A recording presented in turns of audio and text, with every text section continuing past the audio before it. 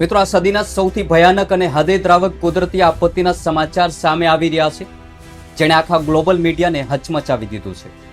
દક્ષિણ અમેરિકાના દેશ વેનેઝુએલાની રાજધાની કારાકાસામાં એક પછી એક આવેલા બે પ્રચંડ ભૂકંપે એવી તબાહી મચાવી છે જે ઇતિહાસમાં ક્યારેય જોવા નથી મળી.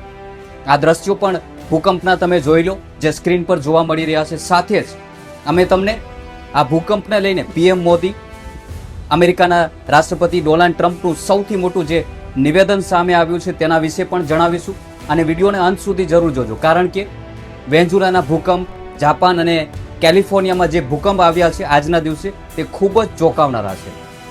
અને વિડીયોને અંત સુધી જોતા પહેલા અમારી ચેનલને સબસ્ક્રાઇબ જરૂર કરી લેજો. સાથે જ બેલ આઇકન પર ક્લિક કરવાનું ભૂલશો નહીં, જેથી નવા એપિસોડની નોટિફિકેશન તમને મળતી રહે. મિત્રો, રિક્ટર સ્કેલ પર 7.1 અને 7.5ની ઐતિહાસિક તીવ્રતા ધરાવતા ભૂકંપના આંચકા માત્ર 1 મિનિટના ગાળામાં આવ્યા હતા, જેના કારણે હજારો બહુમાળી ઇમારતો પત્તાની મહેલની જેમ જમીનદોસ્ત થઈ ગઈ છે.